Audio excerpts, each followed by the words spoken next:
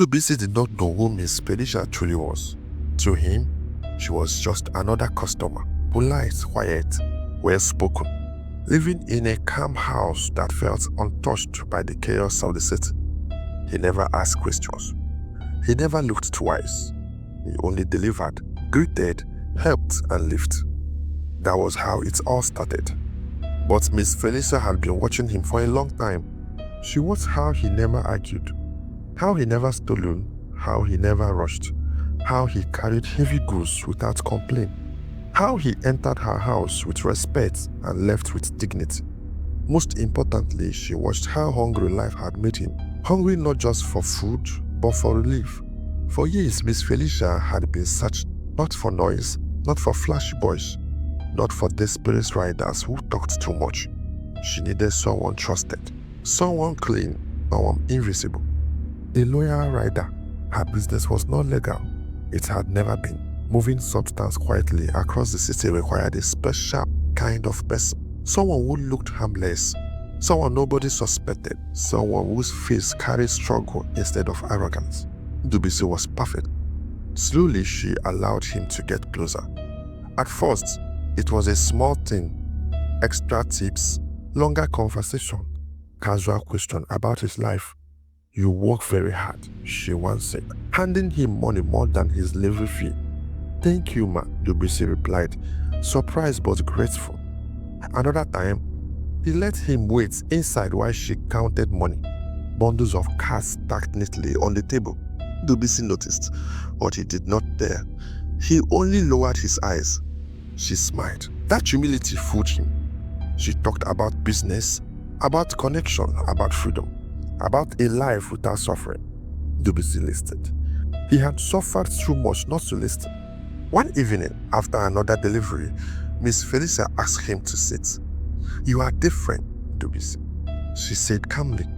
Men like you don't suffer forever. They just need opportunity. That word again, opportunity. His heart beat faster. She told him about moving goods, simple rides, good pay, no stress. Nothing dangerous, she said. Nothing you can't handle. Dubisi did not ask too many questions. Hunger makes curiosity quiet. When she finally told him he could be a partner, not just a rider, his joy drowned his wisdom. A partner? That night, Dubisi could not sleep. After years of pain, life had finally smiled at him. Not small smile, big ones.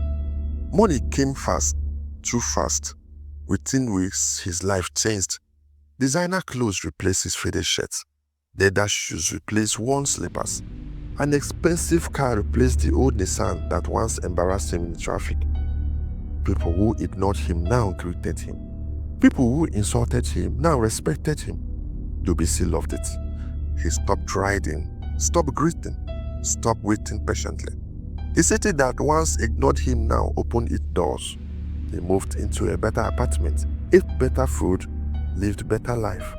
But something else happened. He forgot Onyema. Calls were missed. Messages unanswered, meeting postponed. Onyema noticed the change. Be careful, Onyema warned one day when they finally met. Fast money does not ask permission before destroying a man. Dubisi laughed. You don't understand, he said. I am tired of suffering. And deep inside, he told himself a lie, that he was humble, but the truth was different. Dubisi was not humble, he was hungry. He was angry at life, and comfort had silenced his conscience. He knew the business was wrong. He knew the risk, but he chose comfort over caution. Until the shock came one night, one ride, one mistake. The same city that lifted him up was watching him again. And this time, it was preparing him.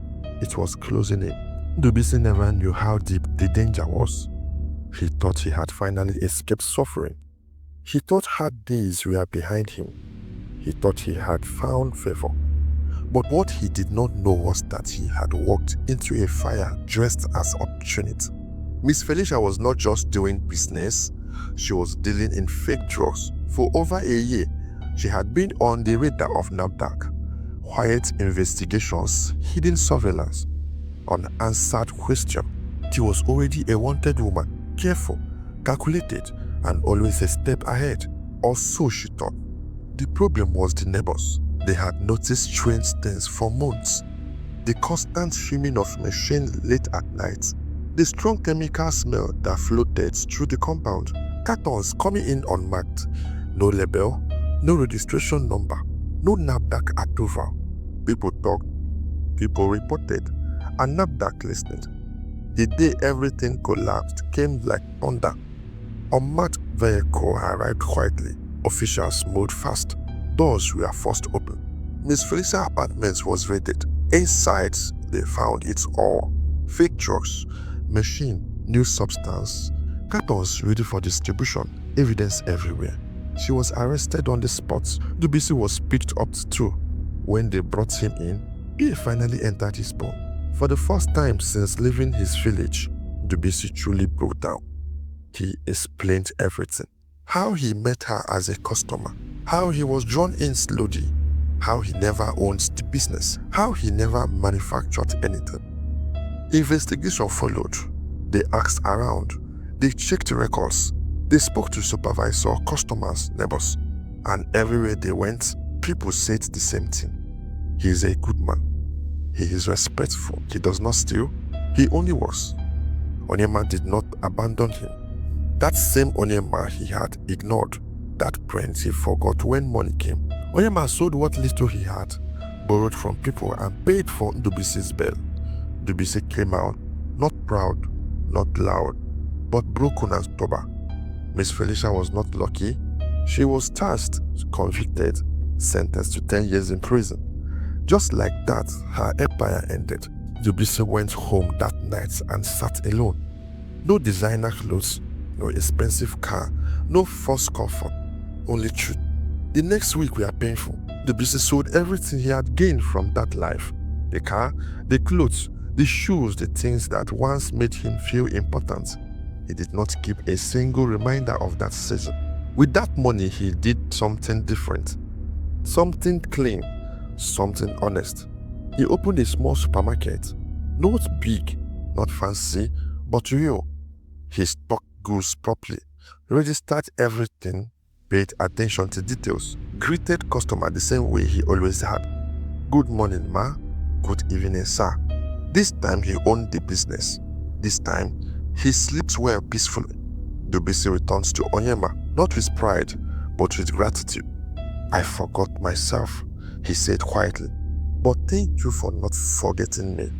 Life did not become perfect overnight, but it became right.